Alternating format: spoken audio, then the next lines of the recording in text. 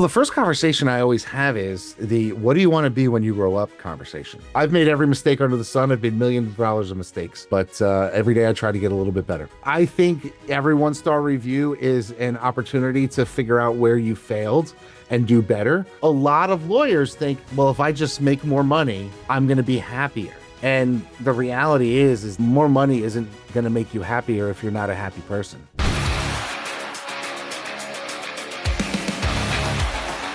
You are listening to Sharp Strategies, Sweet Success. Hello, everyone, and welcome. You're listening to Sharp Strategies, Sweet Success. I'm your host, Tiffany Swedensky, and today I am here with Jay Ruane. I met Jay, I really don't know how. I think it was through LinkedIn. We crossed paths somehow, and he has a criminal mastermind that he runs, and very recently asked me to come on and talk a little bit about SEO. And had a really good time talking to his group. I'm really curious about the criminal mastermind space because I'm pretty well embedded in the PI one. So I have a ton of questions for him there. But Jay, I'd just love to turn the interview over to you and have you fill in the gaps and let everyone know who you are. So my name is Jay, and I've been practicing criminal defense law for now 28 years. I was very lucky in that I started my career as a public defender. And one day I got passed over for a permanent job. I was making $100 a day as a public defender. And I kept getting promised that I was going to get a permanent job. And I got passed over. And so I quit on the spot. I marched down to my father's office and said, hey, I just quit my job. And he looked at me, he goes, I don't know what you're going to do. I don't have any clients that you can take. But there's a broken desk at the end of the hallway. It's not in a room, but it's like sort of in an open area. You can use it. I don't think the guys I share space with will mind, and maybe you can hustle and find some work. So that was really my sort of launch into private practice. And I decided that I was going to focus in the area of DUI defense. I started becoming known in that area, started building a business, was lucky that my brother had taken an HTML class his freshman year of college. So he said, hey, I couldn't get into the phone book because it had closed a week before I quit my job. And I didn't know where I was going to get clients from for the year. So I was going to hustle. And he said, let's build you a website and see what happens. And that's been my plan. He's actually still my web developer and have built a practice. Now, my father wound up splitting up with his partner, joining me. And we've invested heavily in scaling and building a good business because we didn't have enough money or clients when I first joined up with my father to support two of us. At that point, he had two kids in college and I was, burdened by student loans. So I just focused on the business side while he focused on the client deliverables side. And that really became my strength because I was never going to match him as a lawyer. And we've been building and building and building. And it's really been an amazing journey. And through that time, I love for the entrepreneurial side, the legal entrepreneurial side has really taken off. And that's really where I spend most of my time now. I just got back from the month of June in Europe with my family, and I got back on Monday and they had one question for me that took 5 minutes to answer.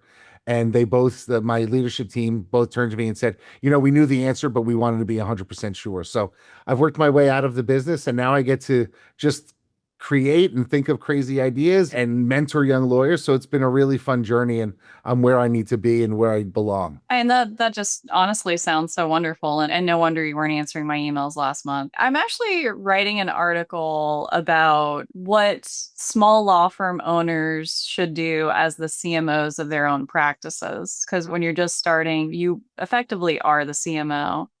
And somebody that's pretty much what you do for your firm is the business and marketing side. What would you say the lawyers just starting out, what are the CMO duties they should be assuming? Like, what should they be doing? Well, I think the first thing you need to do when you're starting out is really sort of get educated. I mean, when I got into the area of law that became my niche, I went the first 5 or 6 years trying to get as much education as possible. If you're going to be a firm owner, you need to take the time to actually educate yourself. Make sure that you understand what SEO is. It's not funny, but there's a colleague I know who's a criminal defense attorney, and he loves to talk about generic rankings. Now, I know he means organic, right? But he constantly calls them generic rankings. And it just shows that he's trying to talk the game, but it's clear if you talk to him, he has no idea what he's talking about. And I think one of the things that we need to do as educated professionals is educate ourselves. Find the resources that you can trust. And I think that's how we connected, right? I started following you and seeing the things that you were posting, and I was devouring the stuff that you were posting on LinkedIn. I said, this woman knows her stuff. And like, I need to connect with her and interact because I'm learning a lot from just your LinkedIn post, and I knew I could learn a lot more. And there's a lot of people in the space, I think, who thrive on lawyers not being knowledgeable and using fancy words and scare tactics to get lawyers to sign on as clients. But if a lawyer can educate themselves, they will not fall for those things. They will hire the right people and they'll get results. And so, when you're the CEO of a law firm, that means you're chief everything officer. And so you need to educate yourself. And yeah, I tell the people in my mastermind, you have a 40-hour-a-week job as a criminal defense lawyer, but you have a side hustle as a law firm owner, and that's another 20 hours a week. And so Friday nights, Sunday nights, when you can, find the time to actually educate yourself and make sure that you are aware of what's going on in the industry, follow the thought leaders like yourself, and really make sure that you are not making massive mistakes. Because I've made some massive mistakes. Massive. I bought a $40,000 copy machine once. I still see it comes up in my Facebook feed as a memory. And I rue the day that I bought that. I should have just gone with, like we do now, scanners and desktop printers. But I've made every mistake under the sun. I've made millions of dollars of mistakes. But every day I try to get a little bit better. The social media memories can be pretty brutal. I've had my old TikTok videos come up and I'm like, no, I'm not resharing that. Yeah, you're definitely cringeworthy in some of the old stuff. As criminal defense attorneys, where are you guys getting most of your leads from? I'm curious how that lines up with personal injury attorneys and where we're seeing most of our leads come from. The interesting thing about my niche is DUI defense within general criminal defense is somewhat unique in that DUI defense lawyers over the last 20 years have really been the first to take to the web because people don't really like to talk about the fact that they got a DUI. And so putting out information back, in the early 2000s was a great way to find our clientele. We get about 50% of our business digitally, either through paid resources like Google LSA or pay-per-click not so much anymore. And then another 50% comes organically. I'd say for most criminal defense lawyers, I'd say they're probably more like 75% referral marketing, 25% digital marketing. There is a large percentage of criminal defense lawyers who really put no effort into marketing themselves because they don't want to be a business person. They want to fight in the courtroom. And so they live off of those referrals, and some of them do a great job, a phenomenal job of developing a referral network and tapping into it. Others sort of whatever shows up, and they hope enough comes in each week to do it. I had a friend years ago who says, if I can open one file every week and close one file every week, he's like, I can make $300,000 a year. No staff, and that's all I need, and to be happy. And I have a nice life. I'm not killing myself, and that's what I want. And so, hey, that worked for him, right? I didn't want that. I wanted to build something because I knew that there were going to be ups and downs, and I didn't want to be in a situation where we lost everything if people stopped getting arrested in a particular town, which is what happened with COVID, really. Police officers in my state were told, don't arrest anybody. Don't pull them over. Don't give them tickets. Don't arrest people and bring them in. And so the numbers of arrests dropped, but we were able to survive and actually thrive in that time period because we had built systems to target different cohorts and that type of thing. And so we were able to get through it that other lawyers were not able to do that because we had deep referral networks. We had attention to our marketing, and it worked for us. When you're coaching attorneys on their marketing, and like you're talking to them about how much this costs, all they have to invest in, the 20 hours a week they're spending extra just doing marketing for the business. How do you talk to them about how to balance it all and how to scale reasonably? What are the conversations you're having there? Well, the first conversation I always have is the what do you want to be when you grow up conversation. And I think that's really something that a lot of lawyers need to do. Because what I have seen is, especially on LinkedIn and especially in masterminds that I've been in, other than my own, some PI places where I've been to thing is, it's exciting to scale and hire and start to see the fruits of a good digital marketing campaign that's well run. And it gets exciting. And so you get on this treadmill and next thing you know, you're running 100 miles an hour, your profit may not have changed because with all of that, you're getting many more expenses. You could even actually wind up working more. And so The first conversation I have with anybody that joins my mastermind is simply, what are you looking for? What kind of life do you want to live now? And what life do you want to have in 5 years? And interestingly enough, I don't hear a lot of, I want to scale to 100 lawyers. I have had that. I have a couple of colleagues who've been like, yeah, I want to get to 50 lawyers. I want to own Texas. That's my goal. I want to be ubiquitous. Hey, and that's great. What I hear a lot is I want to be able to do quality work, have time with my family, and not stress about where my next dollar is coming from. And once you have established that that's your goal, and it also comes with a little bit of lifetime. I talk to some of my members and they're like, well, I'm starting to have kids. I want to make sure that I'm home for dinner. And then I have other people who are like, my kids have graduated. I got 10 years and I want to really rock and roll this and maximize my profit.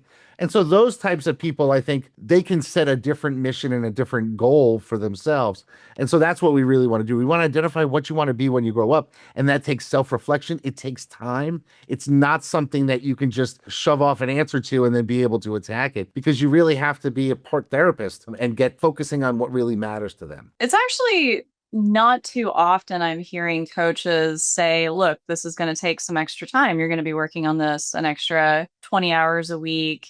And I can just tell with some people, when you give that advice, it is absolutely true. Like, I do it all the time. I work nights and weekends just for the stuff that I want to do. It's such a hard message. How do you, I guess, like, how do you soften the blow? Like, how do you pull them along? Or do you just say, like, look, maybe you're not cut out for this kind of marketing? How do you approach that?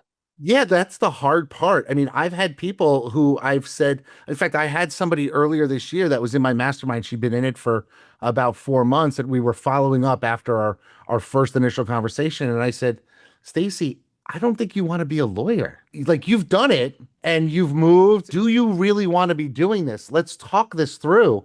And at the end of it, she's like, you know what? I've got my pension. I really don't want to start a new firm. I really don't want to do this. I'm happy doing the stuff that I'm doing that's not law related. Maybe I should just quit law. And I was like, you don't have to give up your law license, but maybe you don't want to scale a law practice. And my firm, she actually happened to be in the same state we were in. My firm refers her one-off cases every now and then. She actually decided after a deep conversation, yes, scaling isn't for me. And spending money on a coach to scale would be foolish. So I said, get out of here. This is not what you want. And I think that's the thing is you need to be true to yourself. A lot of lawyers think, well, if I just make more money, I'm going to be happier.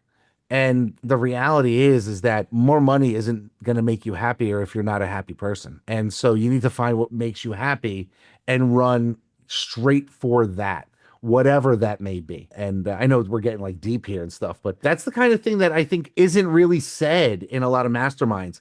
It's all rush, rush, rush. What's the next person doing? You should be doing it too. Hey, do I have pay-per-click? Oh, I got to start a TikTok campaign. I got to go really hard at TikTok. Well, what if you hate doing video? You don't have to do it. My big thing is I say, look, if you look back on some successes of major corporations, AOL got its start and really got pushed through direct mail. They had people in their business who loved direct mail and went all in on that. Groupon was a bunch of email marketers who loved email marketing, and it was an email list, and they succeeded. You don't have to do everything. You can do what matters to you. And I have people who love being in their community, who are extroverts, who want to get out, shake hands, meet people, have lunches, speak at bar association events, speak at other club and association events. I'm like, then go for that.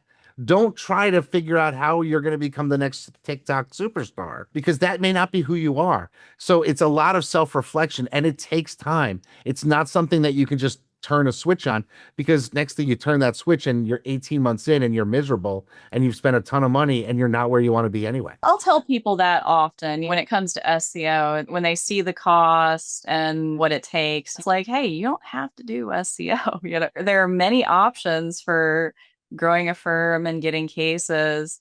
And then take something, you don't have to be a TikTok star, but video is still popular on Facebook and Instagram and YouTube, where maybe you don't resonate on TikTok, but that exact same content will resonate on a different platform. And so you can pick and choose and ultimately figure out what works for you, drill down into that, and then expand from there. So many firms I talk to, they're so eager to get started with marketing, they just immediately spread themselves very thin. Way Over. too thin. This is kind of a related question, and also it's just me trying to get content ideas. But what are the attorneys coming to you like curious about? What are they asking about? What are their FAQs, I guess? So a lot of them come to me and they're like, I really know I should be using AI, but I don't know where to start. They're worried about the ethical implications of uploading something with their client's name on it. There's not a lot of good bar association direction that's out there, and they see people using it, but they're not sure how to get started themselves. So that's one of the big things. I think we have a good framework for how to use AI in your firm as a criminal defense lawyer that we go over. We have a whole channel about it. We have quarterly meetings about that type of thing. But really, the thing that happens the most is a lot of people start with, hey, I have this CRM. It does X, Y, and Z, but I also need something that does ABC. What do I use? And don't switch just because you want XYZA, because I actually met somebody, they had gone through 7 CRMs in 23 months because they were just chasing. I was like, nothing's going to do everything unless you build it yourself. I built mine myself. I have over $1 million, but I built mine myself because I started before Clio existed. The only thing that was out there when I started was Time Matters, and it was server based, and it was based for hourly billing, general practice firms, and it didn't work for what I needed. And one of my interns knew somebody who was a database college grad in 2001. And so that's how we got into building our own. Would I do it again? Absolutely not, if I knew all the stuff was out there. But I also have the same thing. I had somebody say, well, should I build my own CRM in Airtable? I love Airtable. I use it for a number of different things, but I said, is this really the best use of your time? Clio can get you 90% of the way there. Lawmatics is any of those CRMs would be good. Identify what's the best use of your time. And that's something else that I think a lot of people do is they go for the next shiny thing and it eats up 90 days of their time. You needed 180 days for it to be effective, but at 90 days you got bored and you pivoted to the next thing. So you're never giving that solution, whether it's marketing or administrative or whatever, the opportunity to really become what you need it to be. And that's the other thing. I keep telling people, we're in this business for 30, 40, 50 years. You don't need something to pay dividends next week. You're not selling a widget that's going to turn around and be commoditized by people in China. I guess theoretically it could be commoditized by AI at some point.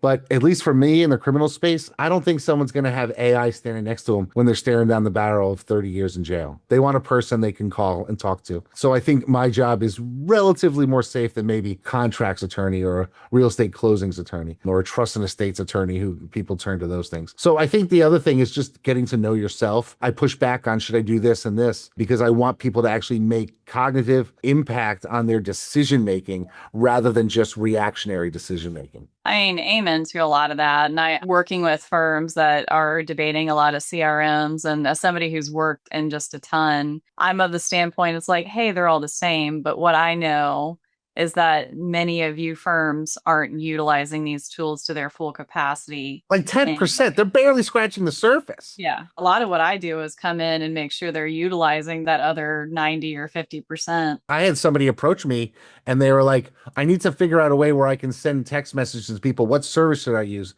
I was like, well, what CRM do you have? And guess what? Their CRM could have done it. They were about to buy a standalone solving that problem when they just didn't realize that if they just scrolled down, the option was there. I mean, that's the kind of thing where people need to take a moment, take a breath, pause, think about your client journey, think about all these things and see how you're going to solve them. And you really do have to stop and think with the AI implementation, not because it's dangerous, but because like in my personal use cases, I'm not a fan of like some AI content. There's some parts of it I'm not a fan of, but when you're using AI and making it a part of your processes, it is so custom and it is so dependent on how you use it. And I go back to a concept of think of AI as not necessarily like a single tool, but something you could use as a personal operating system. Do this, this, do this. That is where you do have to get really, not personal, but I guess really introspective. Introspective is the word Yes. I'm looking for. You have to look into yourself and think like, what do I need? How do I want it to work? What do I want my life to look like? And like really answer those questions. And I'm not an attorney, so I can only speak to what other attorneys have said. There are some instances where you can more or less coast and be totally comfortable. And if that's where you are, that's where you are. But you're not going to go anywhere without that like end point and that final destination in mind. And that's just must be the theme of our podcast today because it's just so important. It is. And I think a lot of people, they come out of law school, they get a job,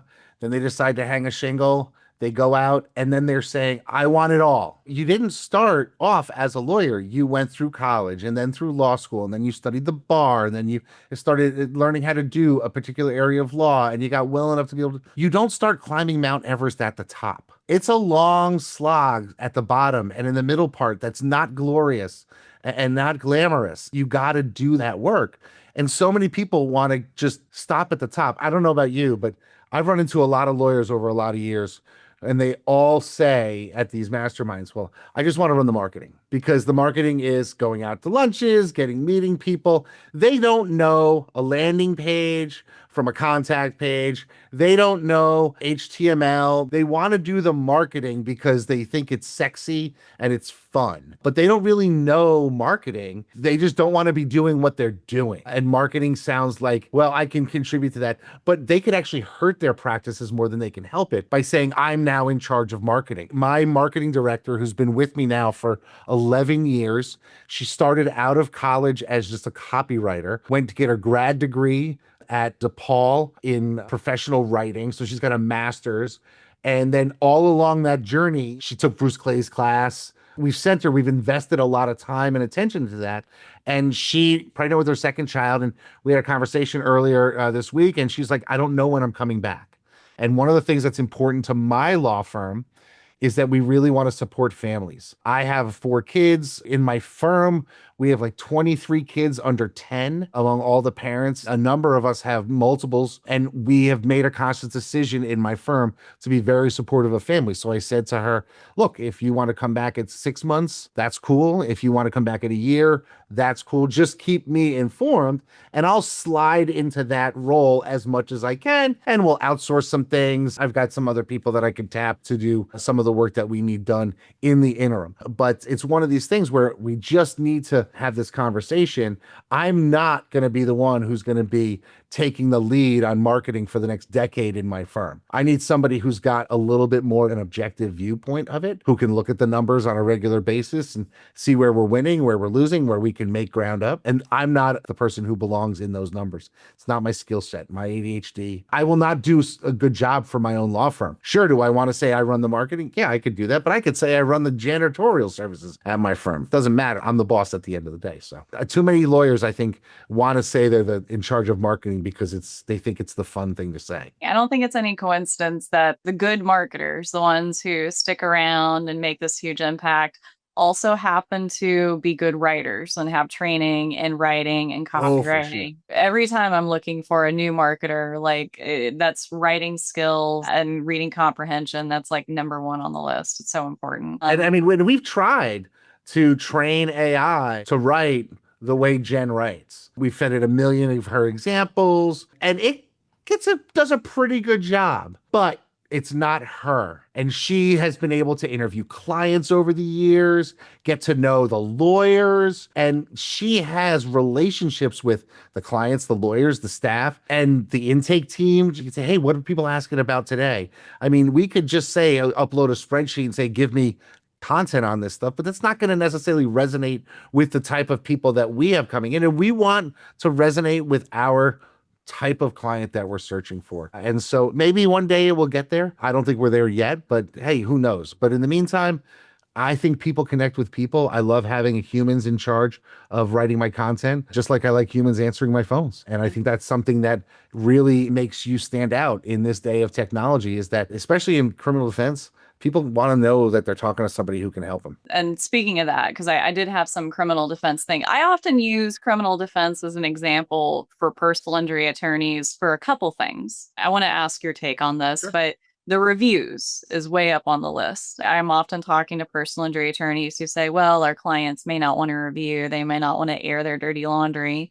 And then I immediately say, look at family law attorneys, look at criminal defense attorneys. What do you think they're dealing with? How are they getting as many reviews as they are? Could you help me explain that? How are you guys getting reviews so well? So we make getting reviews an important part of our entire client experience. So when our intake team is talking to people who are leads, qualified leads that we want to sign, they'll work into the conversation. After you get done with us, you're going to want to leave us that 5-star review. Then when they hire us, they talk to their client service coordinator who's going to say, hey, I'm going to march you through this. I'm going to make sure that you're taken care of. At the end of this process, you're going to be sure you're going to want to leave us a 5-star review. Then they're talking to their paralegal who's going to bring up, I can't wait to see the review that you give me. I hope you mention me in the review. So we're mentioning it. We're seeding that throughout the entire process so that when the ask does come at the very end, it's sort of like, well, we've been talking about this whole time. Of course, I'm going to do that. It's not just the whole, hey, the case is over. Can you give me a review? Like, we've been talking about getting a review since before you were even a client. And that has helped us. And then we actually have a remote worker that's their job. Like, their job is to follow the client through the entire process, do end runs, make sure that there are no problems, address them before they even happen. And then afterwards, because they have that relationship, to be able to do that ask for the review. And that has taken us from 170 to over 1,000 across all of our GBP locations. If I say, hey, I need 40 reviews in a new location, how quickly can you get them? We can get 40 reviews in 4 to 5 weeks because my person has relationships with people and can say, hey, we just opened up a new location. You happen to live in that town. Would you mind giving us a review at that location? And so we track where our clients live. Just because they live in a town doesn't mean that that's where they got arrested. So if I say, hey, we're opening up an office in Westport, we can identify 200 clients that we've had who live in Westport over the last 15 years and reach out to them directly and say, hey, you live in Westport, would you give us a review? And that has proven phenomenal in being able to address people. And then they're more likely to stick, I think. At least they have for us, because Google is saying, well, they live in Westport. The new office is in Westport. Of course they would review it. If I had them do something 3 hours away and past 4 other counties, it's less likely to stick, in my opinion and in my experience. Well, and it makes sense because when you think about Google reviews from like the user's perspective, like if you looked at all the businesses you've reviewed, if you pull out the map a little bit, you'll probably notice cluster. It's going to be a bunch of reviews where you've lived and a handful in, locations you've traveled. And if you're carrying your phone with you, Google Maps is with you everywhere you go. Google knows where you're going. If you leave a review in a location you've never visited, it's pretty obvious to me how the algorithms can flag something like that. Yeah, which absolutely. is why a lot of those strategies don't work. Yeah, sorry. Yeah. And the other thing about getting reviews is a lot of people don't want to say that they were arrested and what they were arrested for. They don't want their business out there. But we don't want our reviews talking about what the client hired us for. We want our reviews focusing on what their relationship with us was like. And so it was, I always felt safe. I felt respected. There was great communication. And people give reviews. I mean, it's wild to see somebody charged with a murder give you a review, right? But they didn't write, I was charged with murder, and they helped me. It was just like, I was facing serious charges and I always felt like I had somebody in my corner. And that's the kind of review that, like, it makes a difference to somebody else who's like, I'm scared. I don't want to be alone. Who am I going to hire? They see that and they say, well, it sounds like these are the right lawyers for me. I mean, that's so smart because you sprinkle it into the whole process. One of the common one of the common objections I get is, hey, we want only the people who are happy with us to see these reviews. It doesn't sound like you guys are gatekeeping in that way because it's like baked into the client experience. No, and I love getting 5-star reviews. I'll take a 4-star. I mean, I've had people who write glowing reviews and give us 4 stars. And quite frankly, we've had people who, yeah, the case didn't work out the way we wanted, and they gave us a 2-star review or a 1-star review. I'll respond to that. We have some people who've got some challenges who will just blast us for no reason. My go-to response is, I'm sorry that you feel this way. I hope you get the help that you deserve. And leave it at that. And so at least they're getting a response from me. But you got to stay on top of these things. I think there's something to be said for responding to even the 1 stars so that people know that you take people's complaints seriously. I had somebody who complained about a lawyer who didn't respond to multiple emails and multiple calls. And I checked with their staff member, their paralegal, and they said, yeah, this is an issue for this lawyer. And so the lawyer went on a PIP, and 45 days later, the lawyer was no longer with us. And so I went in and said, you know what? You flagged something that was important to us. We don't want to be seen as non-communicative. You should know that this attorney's no longer with our firm. They didn't hold themselves to our communication standards. Thank you for highlighting it to me. I wish you the best, and I'm sorry that you got such a negative experience from us. How many times that's been brought up to me by my intake team when they say, hey, somebody said that they read this. And this is a 4-year-old review now. And people say, somebody read that review and they said they really liked how you responded. So I try to be as honest with the whole world as possible when it comes to those reviews. If you have a law firm come to you and say, I got a 1-star review, should I pay for a service to have it removed or should I report it? What advice do you give them? I know they're out there. I think every 1-star review is an opportunity to figure out where you failed and do better. I mean, look, and I hate to use the word, but sometimes they're just crazy faces out there who will never be happy with anything. And so you be a little understanding of that. You leave a little response, but then you can go to your people and say, hey, we got a bunch of negative reviews. Who can get me? We got a negative 1-star. I need to get 10 5-star reviews in the next 10 days. Can you tap your people who are primed and say, hey, we got a 1-star review from somebody, and this is what they said. Did you get that same feeling from us? Would you mind defending us in a review? And we'll get people who will post a review. I don't know what that person's saying, because when I called, they always picked up the phone, that type of thing. So we'll use our clients as our advocates in reviews by just asking them to address the issue that other people have negged us for. You need somebody paying attention. Honestly, if I was going to scale, I think, obviously, besides hiring my marketing team, one of the first things I would do is hire a well-qualified remote worker, because you can get them less expensively, and make reviews their job. Because if you have somebody who you're paying $30,000 a year to, or $40,000 a year to, and they're remote and they're able to spend every day on the phone, calling clients, getting reviews, teeing that up, that's going to translate into business. Because when was the last time you did anything without checking at least a review? And they're sticky. You already mentioned they live for years and years and years unless they eventually get taken down. Do you coach on this? Is this or did you receive this kind of review coaching, or is this something you just This is all just stuff that I've learned myself over time by trial and error and deep thought, and how do we make this a better operation? One of the benefits of the role that I am is I have a fantastic leadership team that have been with me now for over 20 years. My COO started off, she was my sister's best friend in college, thought she was going to be a tax lawyer, didn't have a job. I hired her and she started hustling for me, and she runs all the lawyers in my firm. And Emily, who is my firm administrator, she came to me when she was first in college and actually left college to work for me full time, and was decided to go drop out of full-time day college and take her classes at night. She left after a couple of years because her husband was a Green Beret, and then they moved back to Connecticut. And she says, hey, I'm back. Is there a role you could use me for? And so we sort of brought her up to be that firm administrator. So they work well with me because we have such a long-standing relationship, and they work well with each other. And so that's why I was able to get away for the month of June and not have to worry that the firm was going to implode, because I had people who we've all worked together and they know where we're going. And that's been great. Just built up a really good team of people around you. And so that's impressive in of itself. And they give me the freedom to do the crazy ideas that I want to work on, which is, let me go down into review psychology and I'll read white papers and that type of thing. I just brought in a speaker for my lawyers. We're here in Connecticut. I went to Yale. I said, who at Yale Medical School teaches doctors how to break bad news to people?